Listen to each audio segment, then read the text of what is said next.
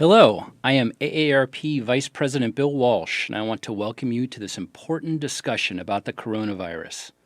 Today, we'll discuss how you can stay informed and stay healthy with leading experts and address your questions. AARP, a nonprofit, nonpartisan member organization, has been working to promote the health and well-being of older Americans for more than 60 years. In the face of this outbreak, AARP is providing information and resources to help older people and those caring for them protect themselves from the virus and prevent its spread to others. According to the Centers for Disease Control and Prevention, older adults and people with underlying health conditions like heart disease, lung disease, and diabetes are about twice as likely to develop serious outcomes than younger, healthier people. This is your opportunity to learn, to ask questions and get answers from the leading experts. If you've participated in one of our Tele-Town halls before, you know this is similar to a radio talk show, and you have the opportunity to ask questions live. We are also streaming on AARP.org and on Facebook. If you'd like to ask a question about coronavirus, press star 3 on your telephone keypad to be connected to an AARP staff member who will note your name and question and place you in a queue to ask that question live. To ask your question, please press star 3. But before we begin our conversation, we need to hear from you. Please take a moment to tell us, what is your greatest need for information about the coronavirus right now? Press 1 on your telephone keypad if you most want to hear about preparation and prevention. Press 2 if you most want to hear about Medicare and insurance coverage. Press 3 if you most want to hear about local resources, and press 4 if you most want to hear about supporting loved ones, including family and friends. So press 1 for preparation and prevention, press 2 for Medicare and insurance coverage, 3 for local resources, and 4 for support for loved ones. What is your greatest need for information right now? Hello, if you're just joining, I am Bill Walsh with AARP, and I want to welcome you to this important discussion about coronavirus. We are talking with leading experts today and taking your questions live. Joining us today is Admiral Brett Jiwa, MD. He is the Assistant Secretary for Health at the U.S. Department of Health and Human Services. Also joining us is Dr. Nancy Messonnier, MD, Director of the National Center for Immunization and Respiratory Diseases at the CDC. And finally, Administrator Seema Verma, who leads the Centers for Medicare and Medicaid, also known as CMS. We will focus today on factual information in order to ensure you are up to date and informed to keep you and your family healthy and safe. This event is being recorded, and you can access the recording at aarp.org/coronavirus 24 hours after the event. AARP is convening this Tele-Town hall to supply information about coronavirus in an effort to help protect the public. While we see an important role for AARP to play in providing consumer information and advocacy related to the virus, the public should be aware that the best source of health and medical information is the Centers for Disease Control and Prevention. It can be reached at cdc.gov/coronavirus. All right, well, let's turn right to the CDC. Admiral Jiwa, thank you and welcome to our show. Thank you very much, and I want to thank all of you across the country and beyond for joining us here today, and to really thank AARP for this very important and really potentially life-saving call. Admiral, I want everyone to know that you do need to take this coronavirus, seriously, but do not panic. You are not helpless. In fact, you have a lot of power to protect yourself, your family, and your community. I'm going to talk to you the same way I talked to my 87-year-old mom last weekend and give you the same advice. You deserve and will receive the same advice, the same recommendations, and the same honesty that I tell my own family. We are all here for you doing this call, and our entire administration is here for you always, both during and after this outbreak. And a little later, we're going to go over a significant amount of information, all the basics you need to know about the virus, how it's transmitted, most importantly, how to protect yourself. But as was just said, the most important thing for you to know is where to get updated information. That's really critically important. And if you use websites, very easy, cdc.gov, very easy to remember. You don't even have to remember backslash, because as soon as you get to that website, there'll be a big, huge picture of the virus that says coronavirus. Just click on it, and it'll bring you right there. You can go to coronavirus.gov, but I could spell cdc.gov a whole lot easier than coronavirus, so just remember that. Right. Your health plans will typically have an information line or a nurse line, and Administrator Verma will probably talk about that can help you as well. And unless you are really sick, please don't go to an emergency room or an urgent care. Call your doc or nurse line first. Today we're going to tell you what we know as well as what we're learning.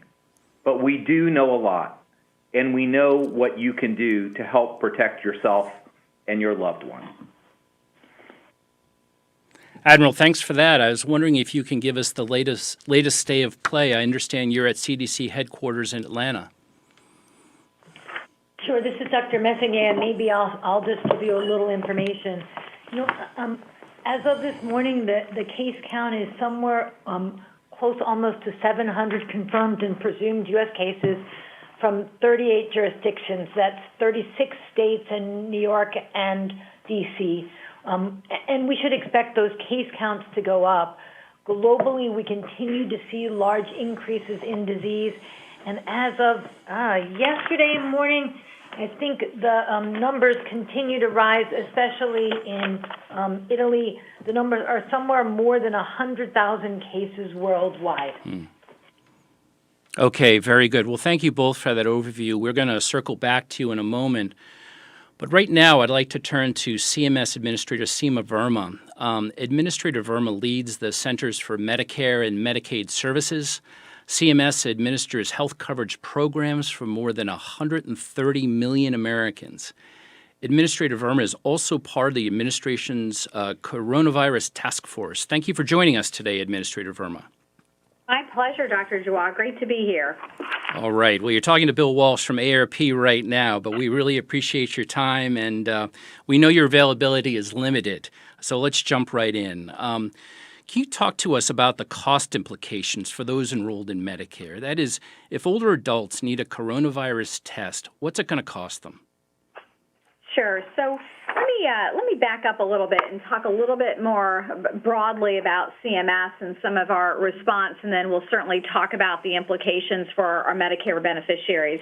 CMS is responsible for managing Medicare and Medicaid programs and also developing and enforcing safety requirements in all of our healthcare institutions across the country. So not only are we providing insurance coverage for over 130 million Americans, but we also have oversight of some of our healthcare institutions. So let me start with Dr. Jawad's question about what's going on in Medicare, what you can expect to see for your coverage. Some of you are in Medicare Advantage plans, and some of you are in the traditional fee-for-service program in Medicare.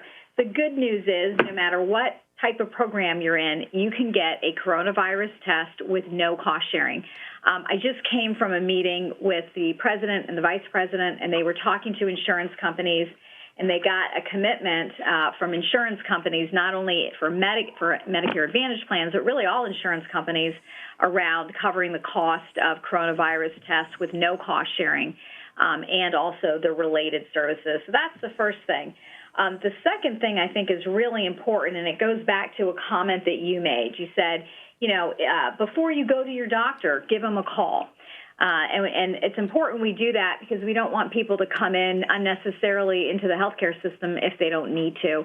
And the good news is, under the president's leadership, Medicare started paying for telehealth services in a large way over the last couple of years.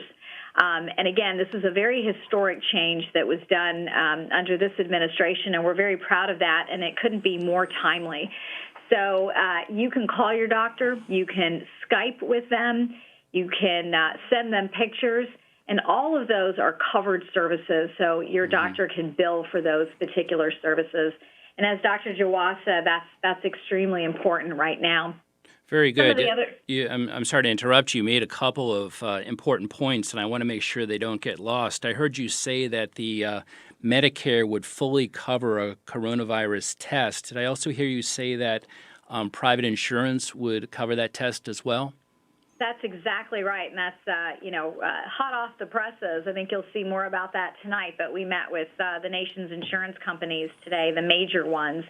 Again, you should always check with your provider or your insurance company. But we spoke with them this morning, and they're committing to covering the cost of the test and ensuring that there's no out-of-pocket expenses. We really don't want anyone, who feels like they need a test. We don't want cost to be a barrier to getting that test. Well, that's great news. What about other coronavirus services? Will Medicare be covering quarantines and any potential vaccine? So, most of our services that you would need related to coronavirus, whether that's a doctor's visit and hopefully not a hospitalization, those are routinely covered by your Medicare program. In terms of the vaccine, there is not a vaccine now at this time, although our researchers are hard at work on developing a vaccine. We do not have one at this time. But if it was available, it would be covered in the Part D program. So Medicare would cover it under the Part D program. Okay. Administrator Verma, AARP has urged Congress to provide ample resources to combat the coronavirus and facilitate telehealth visits for those on Medicare. You mentioned these just a moment ago. Can you talk a little bit more about telehealth and if efforts have been taken to expand those services? Sure. So telehealth is a way for patients to access health care using telecommunications and digital communication technology. It allows a patient to connect with their doctor without actually having to travel to a doctor's office or a hospital. And those are services that are available not just because of the coronavirus, but because of some of the changes that we've made under this administration. So over the last 3 years, the Trump administration has made it possible for doctors to bill for their time. They're talking to patients over the phone, a video chat with patients to help triage medical issues. And it's really essential that all Americans, especially those that are at high risk for complications from the virus, like our seniors, are aware of these easy-to-use, accessible telehealth benefits that can keep them healthy, and also help contain the spread of this disease. I saw that. Just a couple more things. Virtual check-ins, e-visits are all available. Excellent. I saw CMS put out a press release this morning about telehealth benefits in Medicare, along with some advice about what particularly older Americans should do if they're thinking about visiting their doctor's office. Can you tell our audience what advice you'd like to give in that regard? Sure. So, if a Medicare beneficiary is looking for some advice about symptoms they're experiencing, they can just call their doctor and receive medical direction about whether they should come into the office in person for an exam. If they start to feel more ill, a virtual visit allows the provider to offer recommendations about next steps and even to take precautions before they put others at risk. That sounds like great advice. And one last thing I wanted to ask you, Administrator Verma. You had mentioned that CMS also has purview over facilities. I'd like to know what CMS is doing to assure that hospitals, clinics, and clinicians are prepared and to make sure they're prepared and capable to handle people with coronavirus infections. I appreciate that question. One of the things that we've done is a call to action around infection control. And that essentially means is we want to make sure that hospitals and nursing homes and really all of our healthcare facilities are doing everything that they can to prevent the spread of the disease inside these facilities, which is really important. These policies and guidelines are not new. They've existed for many years because every year we prepare for the flu. But it's really just encouraging and double downing on these policies. The president also took action in particular and said, look, we're going to be proactive around this. And he's instructed us to use our 8,000 surveyors to go out proactively into nursing homes and into hospitals to make sure that they have the appropriate procedures and policies and that they're doing the right things to keep our patients safe. All right, very good. We appreciate you taking the time today. We know that you've got a busy schedule and you've got to step away. Do you have any closing thoughts you'd like to share with our audience? Well, I really appreciate what you started with, which is just the recommendations around, encouraging people to stay calm. We've got great recommendations from the CDC about best practices, just in terms of washing your hands, staying away from people that are sick. I was telling my daughter, she's off for spring break, and she wanted to go visit her grandparents, my parents, and she'd had a cold. And I just told her, I said, I don't think this is a good time to visit. So, those things are really important. I think the advice around travel is also very critical, and I know you'll be reviewing that later about cruise ships. And also just any non-essential travel and staying away from crowds. So I think all of those, the great advice that CDC has given us, it's really important that our seniors, and especially those with underlying healthcare conditions, really heed that advice. Very good. Well, thank you again for joining us today. And just a reminder to our listeners that this Tele-Town Hall is being recorded and will be available at aarp.org/coronavirus in 24 hours. For those of you just joining our conversation, I am Bill Walsh with AARP, and we're speaking today with leading health experts about the coronavirus. We're also taking your questions live. To ask a question at any time, please press *3. I'd like to bring back into the conversation Admiral Brett Giroir, MD from the U.S. Department of Health and Human Services, and welcome Dr. Nancy Messonnier, MD, Director of the National Center for Immunization and Respiratory Diseases at the CDC. Thank you both for joining us today. Admiral, let's get right to it. We're eager to hear from you and appreciate your time today. Can you walk us through some of what our audience needs to know about coronavirus? I think it bears repeating, and especially what steps are being done to contain the pathogen and reduce its impact.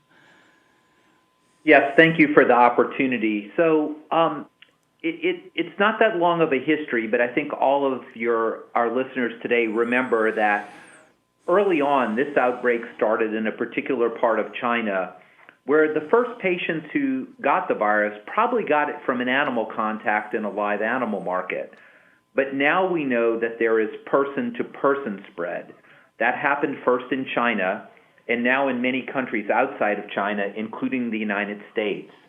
And in many parts of the United States, like in Washington, in California, in New York, there's something called community spread, meaning it is actually spread among people in the community that we can't trace to travel outside of the United States or other contacts. But person-to-person spread means a lot of things to people, so let me just be exact on how we believe it's spread from person to person. It's generally spread between person to person if you're in close contact with one another, that is, within 6 feet of one another, and it's spread through sort of respiratory droplets that people produce when they cough or sneeze. These droplets can land on your nose or mouth or potentially on your hands, and you touch your face and you can get infected. It's very important for everyone to understand that this is not like measles. And what I mean by that is if somebody has measles and they walk into a room and you don't have a vaccine, you could be anywhere in that room and you can get infected with measles. This is not like that. This is a close contact disease. Now, it may be possible that a person can get coronavirus by touching a surface or an object that the virus has landed on and then touching your nose or mouth. This is not the main way the virus spreads, but it certainly is still possible, which is why we have a lot of recommendations about good cleanliness and hygiene. So let me give you just now that you understand how the virus is spread, I want to give you some basic ways that you can protect yourself that we know are very effective. And then I want Dr. Messonnier to go specifically about special precautions that we have for older Americans or those with conditions like diabetes or heart disease. So first of all, there is no vaccine now to prevent coronavirus, and there are no specific medicines to treat it. Now, that may sound scary, but it shouldn't be because you have a lot to do with preventing your illness. So first of all, use common sense. Avoid close contact with people who are sick.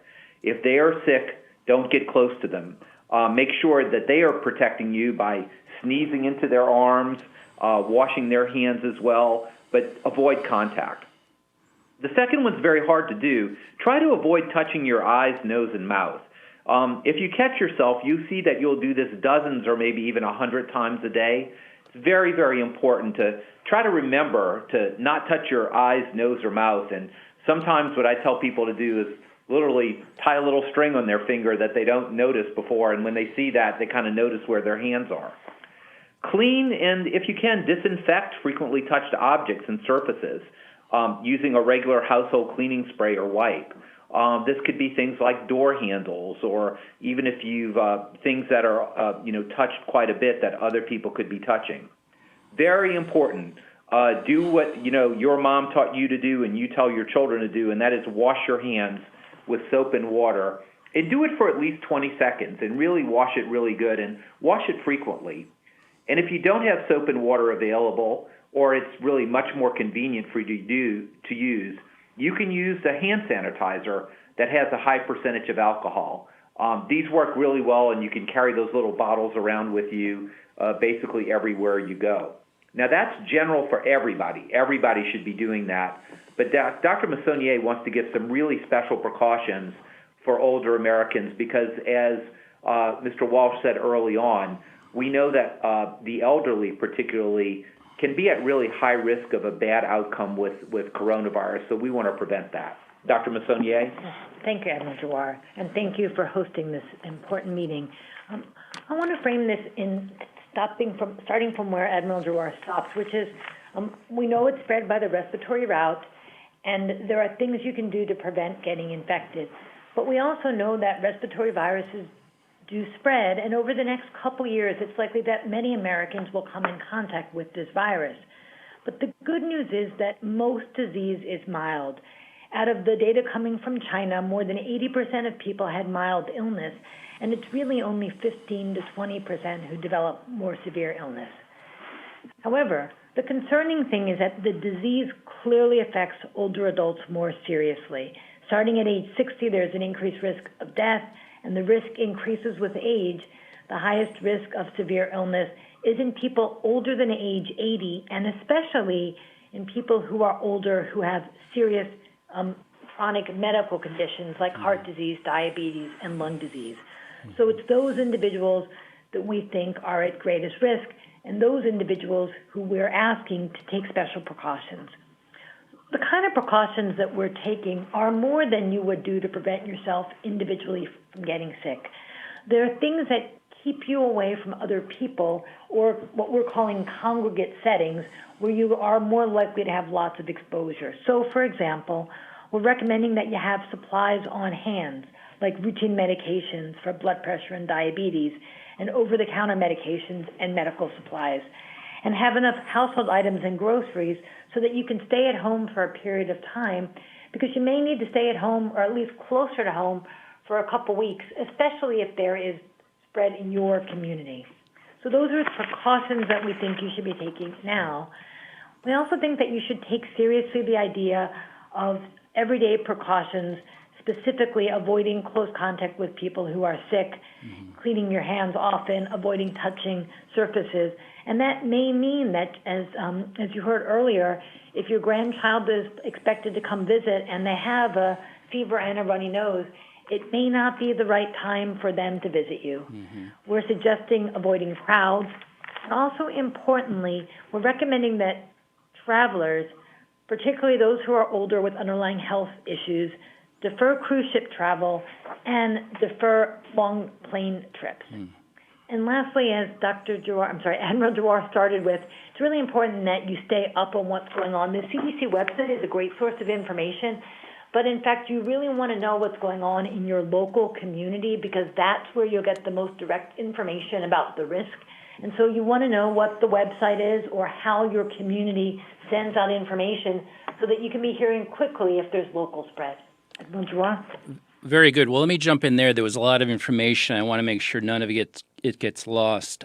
Dr. Massonnier, you mentioned that particularly older adults should stockpile prescription medications that they may need. However, oftentimes insurers will only pay for up to a 30-day supply. What's your advice to people if they need more than that? So when I guess I have trouble with the word stockpile because it's not exactly what I meant. What we're asking is to have at least a couple weeks supply on board. And so what you're saying is correct. If folks have issues, they should talk to their insurance company. As you heard earlier, there are already conversations with insurance companies about how to prepare. So Admiral Giroir will talk about that. But again, we're not talking about stockpiling.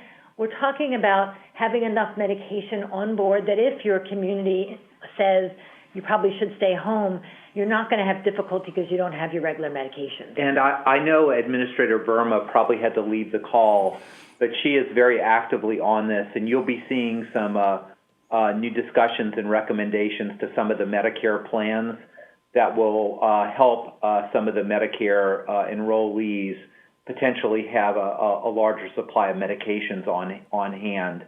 But we do think, again, not to stockpile, like fill your basement up with all your medications, but make sure that you have, if you can, a good month or more medications, a couple of months, to keep you out of the doctor's office. And if you can't go out to the pharmacy, for example, try to think about a mail order plan. You may not have done that before, but getting your drugs mailed to you so you don't have to go out in the middle of a grocery store that could be crowded right around the pharmacy where a lot of people are sick.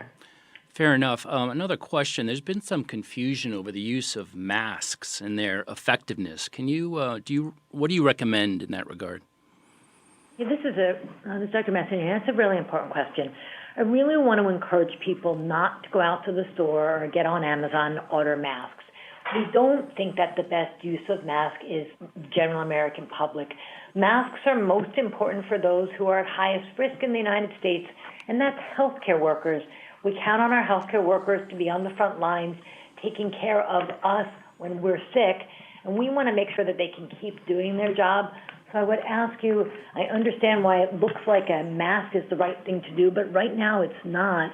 The right thing to do is to make sure that the masks are available for those who need it. Okay. As you may know, AARP provides a lot of information to family caregivers, those folks who may be caring for people with the risk factors that you mentioned. Do you have any additional instructions for caregivers that are out there? Yeah. You know, you could end up in the role of helping to care for a family member or a friend who's at greater risk. And so we recommend that you familiarize yourself with the loved one's medications and help them get extra medications on board. And as we talked about taking care of yourself, we also recommend food, medical supplies, other necessities so that you can minimize trips to the store. And finally, if you are responsible for somebody else's care, you need to have a plan if they get sick or if you get sick. You may have to identify backups to care for them if you can't. Okay, that's very helpful. Thank you. For those of you who are just joining our conversation, I'm Bill Walsh with AARP, and we're speaking today with Admiral Brett Giroir, MD at the U.S. Department of Health and Human Services, and Dr.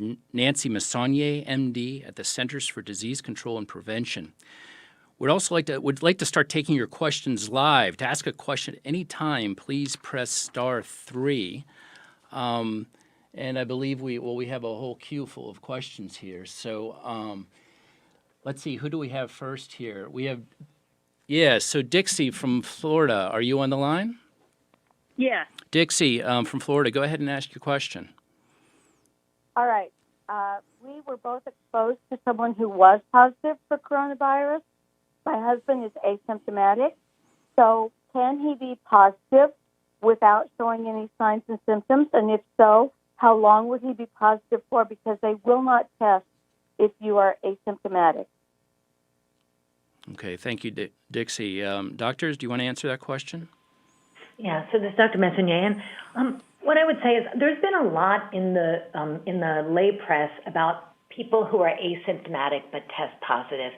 And while it is possible that somebody is asymptomatic, testing positive, the data really shows that it is people with symptoms that we're worried about. That is, we're worried about them because they're the ones who go on to get sicker. And we're also worried about them because those are the people that are capable of transmitting. So it really does make sense that your healthcare providers and your local health departments are focusing on those with symptoms. And that's really what you should be looking at. The incubation period is still 14 days. And if you get through 14 days without any symptoms, great news. It means that you're safe, not going to get sick. If you do have symptoms, as Admiral Jawar said, what we want you to do is call your doctor, not to show up at the office. Again, most people are going to have pretty mild disease, but if you have onset of more severe symptoms, you'll want to make sure that your doctor can diagnose you and get you appropriate treatment. Admiral Jawar? I certainly totally agree with Dr. Massonier, and I just want everyone to understand, too, that there's different concepts of what it means to be exposed to a person. I've heard people who were very concerned because they went into a room that an exposed person had been in the day before. That's a very, very low-risk situation. That's different than if you were really talking to a person right next to them when they had fever and were coughing and you really had a high-risk exposure. So let's, when we talk about exposure, not all exposures are equal. Everything is correct with what Dr. Massonier said, but let's not overplay it. If you had a very severe high-contact exposure, that's something to talk to your doctor about. That's different than just having, being in the same room or being in a room that a person had been in the day before. Very good. Well, let's take another question. We're turning to Tony from Virginia. Tony, are you there? Yes, I'm here. What's your question, Tony? It's a three-part question. How can friends care for those who are sick at home? What precautions should friends take when delivering food or offering to assist with transportation to medical appointments? If a caregiver is older and healthy or older with pre-existing conditions, how does that change your advice? Okay, thank you, Tony. Doctors, did you get all of those questions? I presume, Tony, but I just want to confirm that I think you're asking if a patient has coronavirus, how can their friends support them? Is that right? So the implication is that the patient actually is diagnosed with coronavirus? Yeah, Tony is off the line, but I believe that was what she was saying. Okay, so I'll start. I think it's great and really important that we as a community support our friends, including those who are sick with coronavirus. As Admiral Jawar said, this is a virus that is spread by the respiratory route. And so, for example, if you're delivering food to somebody and you're leaving it at the door and then they're opening the door, you are perfectly safe. There's no risk. If somebody is diagnosed with coronavirus, they're the ones that actually have precautions that they're given by their healthcare provider. And so, for example, if you are diagnosed with coronavirus, your doctor may recommend that you wear a mask to prevent anybody else from getting sick. And so if you're helping to take care of a friend or even visiting a friend who's been diagnosed and they have appropriate precautions, that is a mask, you're perfectly safe to be in the environment with them. But when you leave their house, you should wash your hands. And honestly, when you get out the door and you get home, you should wash them again. So I think it's great that we all step up as a community to help each other. And there are some common sense precautions that we all can take that'll protect you and also protect the person who's ill. Okay, thank you very much. Just a reminder, I'm Bill Walsh with AARP, and we're taking your questions today about coronavirus with key leaders at the Department of Health and Human Services and the Centers for Disease Control and Prevention. You can ask a question by pressing *3 on your telephone keypad. Let's go to Harry in Kentucky. Harry, yes, welcome. I have a couple of comments. One is that I was kind of surprised the lady that was on early on kind of got political about it. That's all I'm going to say about that. I just hope that we get smart people in charge. It sounds like we have them here. My real question is, I've heard that, how do you determine if you've got the flu or if you have coronavirus? There was a comment on the Internet that said a dry cough comes from the coronavirus and a wet cough is more with the flu. Thank you. Yes, Dr. Messonnier, thanks for actually asking that question so I can clarify. The problem is that viral respiratory infections in general have many of the same symptoms, and there is no way to distinguish early symptoms from influenza from early symptoms of coronavirus. So that information about a wet cough versus a dry cough is just frankly not true. And that's why this is so difficult and so complicated for all of us, and especially for our healthcare providers. In general, That's why you want to know if this disease, coronavirus, is circulating in your community. Because if it is, you may contact your healthcare provider earlier if you have milder symptoms. But in general, the people that we're most worried about are people who have fever and a cough and shortness of breath.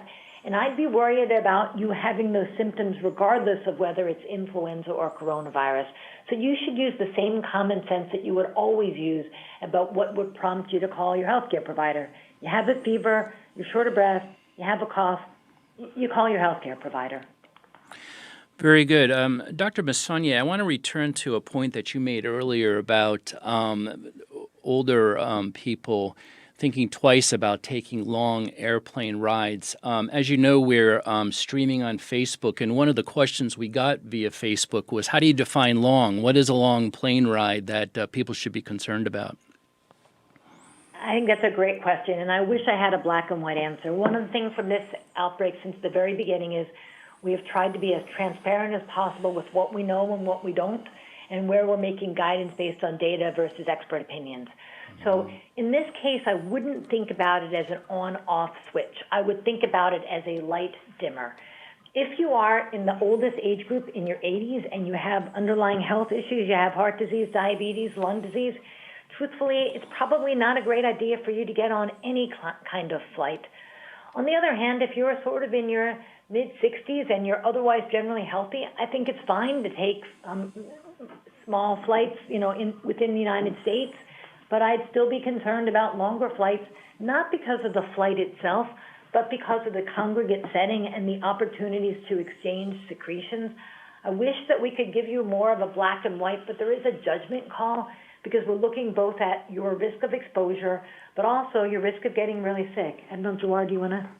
No, I agree completely with that, and it's not just any setting that puts you in very close contact for a longer period of time with people sitting right next to you who could potentially cough or sneeze or expose you, or to be touching a lot of surfaces that people could have coughed on or sneezed on. Those are all risk factors, and again, it also depends, and we all live in a real world, is really how necessary is that travel. Is it really worth taking a risk of getting a really serious disease for that travel? And that's something you have to answer for yourselves. But in general, if you're in an older group or you have chronic conditions or both, you need to be extremely careful about exposing yourselves in those situations. Okay, thank you very much. Let's take another caller, Veronica from New Jersey. Hi. Hi, Veronica. Welcome. What's your question? All right. If you're in your 70s and have asthma and high blood pressure, and you're scheduled for a total knee replacement within the next 2 weeks, should you continue with that surgery, or should it be postponed? Thanks, Veronica. Doctors?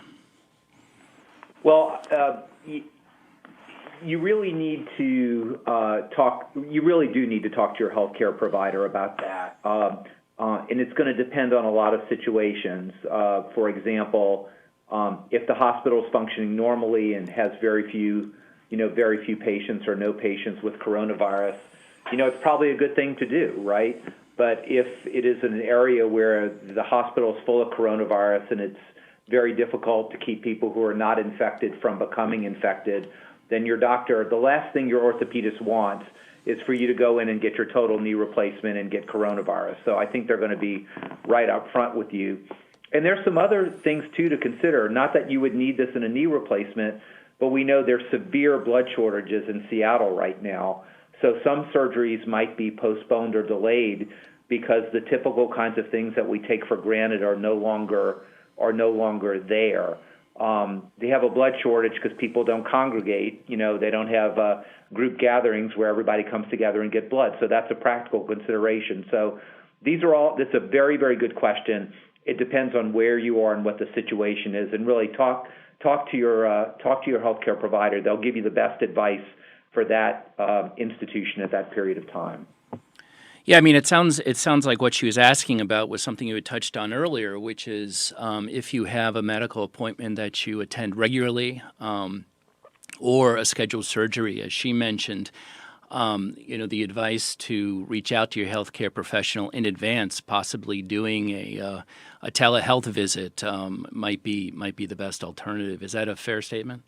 That is truly a fair statement. We've not progressed enough to do a telehealth total knee replacement, so you're kind of stuck. Right. But in other circumstances, absolutely. If it's a routine check and you can check your blood pressure or do things, your healthcare provider might want to defer you from coming in, particularly if there are a lot of sick people in your community. So we're talking to a whole national audience here, and a lot really depends where you are and what the situation is. And to be quite honest, what some of the precautions may be in the clinic you go to. Is there a sick side and a well side, or is that really not there yet? So really, the advice that Administrator Verma gave you about calling ahead, using the telehealth options are all really very good ones. Very good. Just a reminder, I am Bill Walsh with AARP, and we're taking your questions today about coronavirus with key leaders at the Department of Health and Human Services and the Centers for Disease Control and Prevention. You can ask a question by pressing *3 on your telephone keypad. We have a question from Roger in Tennessee. Roger, are you there? Yes. Okay, go ahead and ask your question. Okay. I'm, 77, type 1 diabetes for many decades, wondering about attending church, and in particular, taking the elements distributed at a communion service, whether that is risky business. Well, I tell you, this is one of the things that I think Dr. Massonier and I may talk about. I'm going to tell you that as we started out, I wouldn't tell you anything that I didn't tell my mother. My mother's 87 years old. She's Catholic. She goes to church every week. But she stayed home last week because there's a lot of people together in close quarters. And, I firmly believe God would understand if you chose to protect your health and avoided that. I don't think there's an absolute yes or no. I'm going to ask Dr. Massonier, and not all churches are equal, but it is a place where people come together in sort of close quarters. And in many ceremonies, I know this has been changed in some denominations.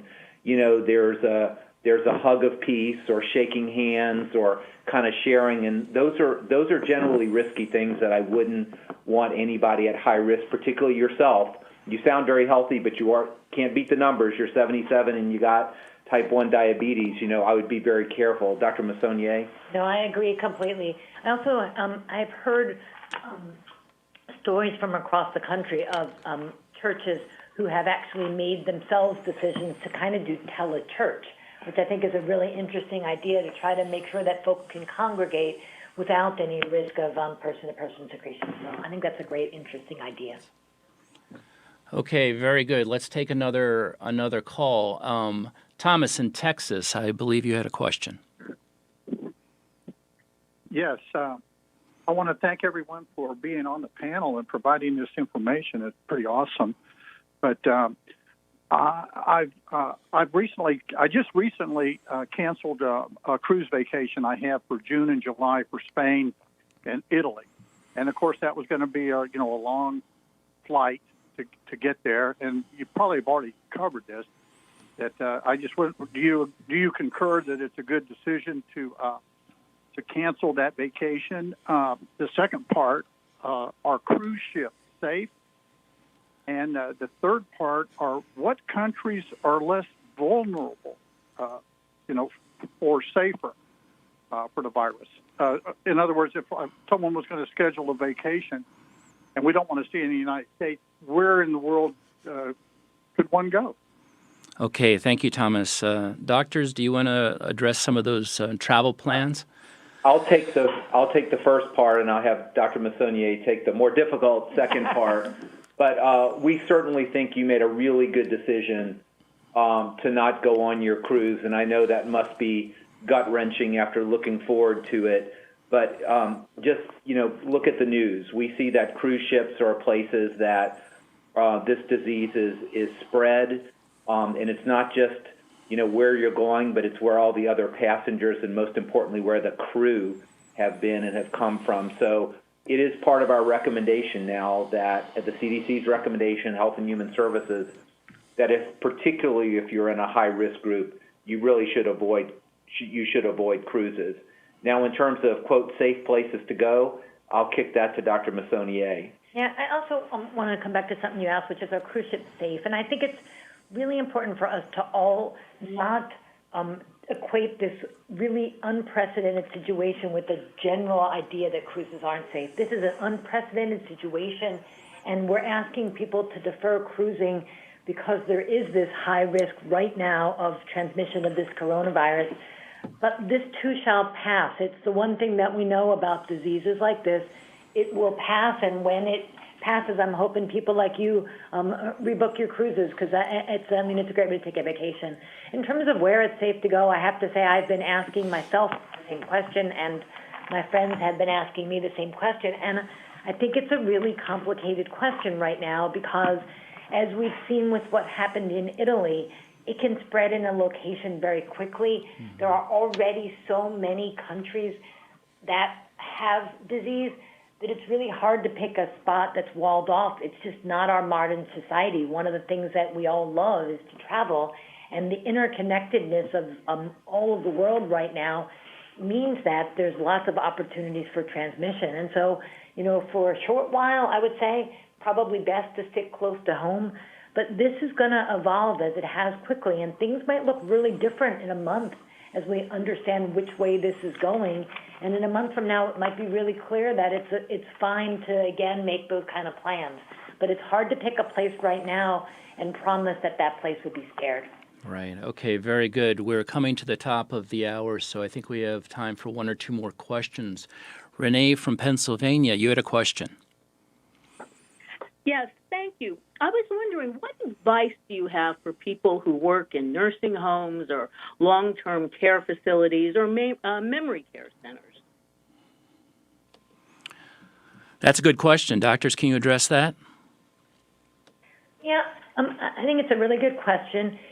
What I would say is that the most important thing, if you work at one of those facilities, is to do everything you can not to bring illness into the facility. So on its own, a nursing home, the people in that nursing home aren't at higher risk unless the infection enters the community. And so I would suggest that not only for yourself but your coworker, you make sure that they're following CMS policies, and you want to make sure that people don't come to work sick, because what happens is somebody could come to work sick, get others in the nursing home sick, and then it spread. If it doesn't get into that community, then it's not going to spread. No, I agree completely. Make sure that if you're sick, that you don't go into that workplace and potentially infect and cause serious illness. We know there was a very, very high death rate in the long-term care facility in near Seattle, and that's something we all want to avoid. And of course, all the things you do normally, even though you're not sick. Good hygiene is important for any number of reasons, not just for coronavirus. Washing your hands, using the kind of cleanliness protocols that you normally do are even more important now. Well, that's an interesting question. I mean, if folks have a loved one in assisted living or in a nursing home, how can they be assured that their loved one is getting the preventative steps that are necessary to protect them from the virus?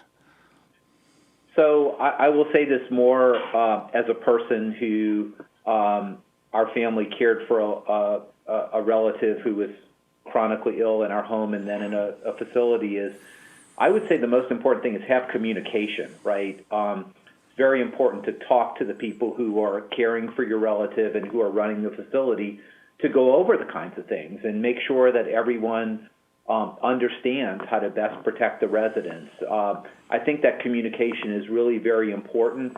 There's plenty of guidelines for the nursing facility or the long-term care facility on the CDC website. Administrator Verma is really emphasizing through her groups on the proper precautions. But I would say good communication. Don't be afraid to ask, whether you're a patient and there's a physician or whether you're a family member in a nursing home.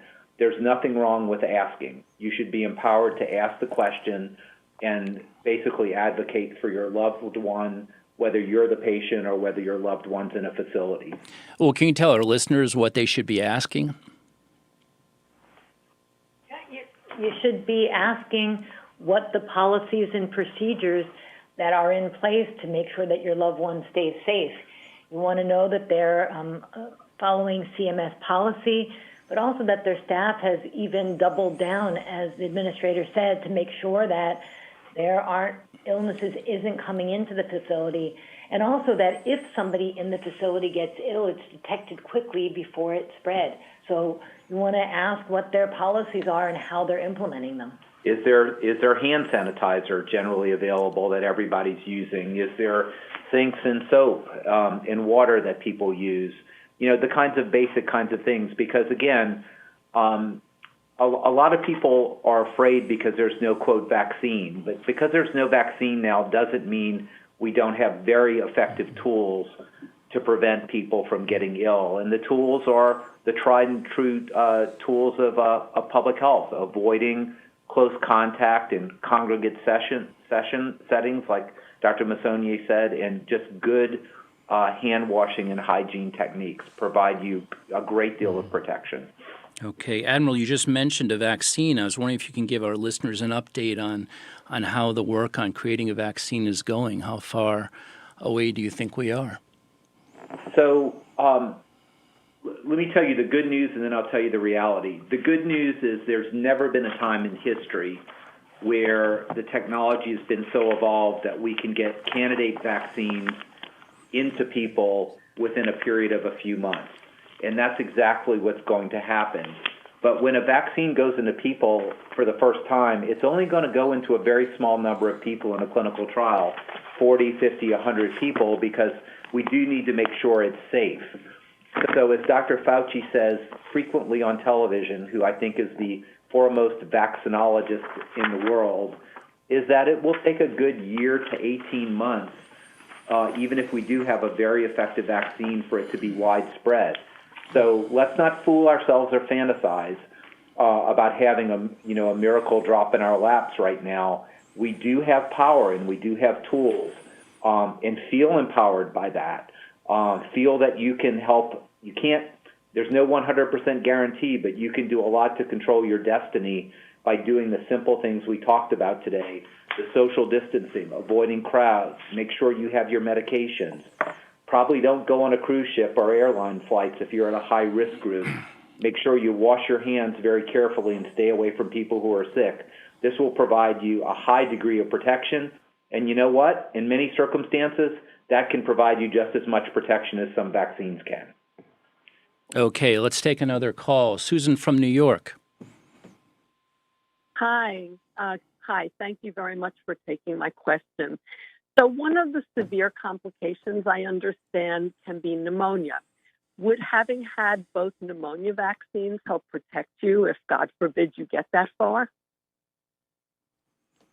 So first of all, thank you for having your pneumonia vaccines. It's really critically important to have those because they are highly effective and do so many good things.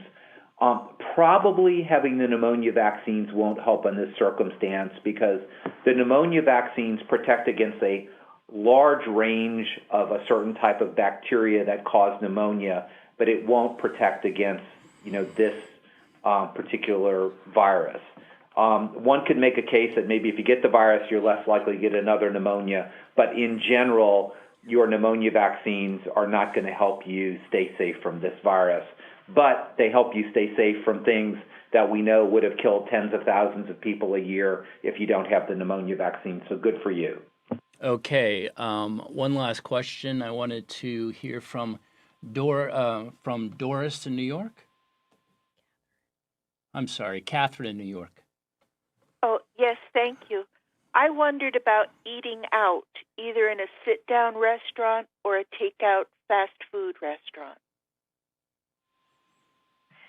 And this is Dr. Messonnier. I think this is, again, the part about understanding the local risk. And I don't think right now there's enough information to say that we should all be homebound. Again, unless you're in the really, really highest risk categories, I think we go about our normal lives. We try to stay safe. We try to avoid crowds.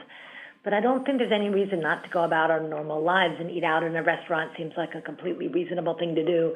Again, taking out food, even less risk because all you're doing is really having casual contact with somebody. But this is not necessarily something that's going to be over in a week or two, and I think we all have to take precautions, make sure that we're doing everything we can to protect ourselves, our families, and our communities, but also get on with our lives. Very good, and we're getting to the top of the hour, and maybe that's a good time to wrap up. Admiral and Dr. Messonnier, I wonder if you have any closing thoughts or recommendations about what AARP members or our listeners should understand from our conversation today. Well, as I said at the beginning, and I will say it again, this is clearly not the time to panic. Stay informed. Take it seriously because it can be a very serious disease. Stay up to date. We are absolutely committed to doing whatever we can to communicate. We're very happy to have these types of phone calls. The website, if you use the website, cdc.gov will always have the newest information. And again, as Dr. Messonnier said, use common sense. Be reasonable. You don't have to put your lives on hold. This will pass, but use the kinds of reasonable precautions that could really be life-saving to you or your loved one while we're sort of in the heat of the moment as we are right now. So we do remain committed to doing everything we can to provide information to support you and to work with you as we collectively get through this, and we will get through this. Dr. Messonnier? No, I think that's well said. Thank you. And AARP is an important partner to us, and we really want to look for more opportunities to keep your community informed. Okay, thank you both so much. This has been a really informative discussion. Our thanks to each of you for answering our questions and those from our listeners. And thank you, our AARP members, volunteers, and listeners for participating in this discussion. If your question was not addressed, please go to aarp.org/coronavirus. We'll be posting the answers to the most frequently asked questions from today's call. AARP, a nonprofit, nonpartisan member organization, has been working to promote the health and well-being of older Americans for more than 60 years. In the face of this outbreak, AARP is providing information and resources to help older people and those caring for them protect themselves from the virus and prevent it from spreading to others. All of the resources referenced today in our Tele-Town hall, including a recording of today's Q&A event, will be available on March 11th and can be found at aarp.org/coronavirus. There you will find the latest updates on coronavirus, as well as information tailored for older adults and family caregivers. We hope you learned something new about the coronavirus today in the spirit of keeping you and your loved ones healthy. Thank you and have a good day. This concludes our call.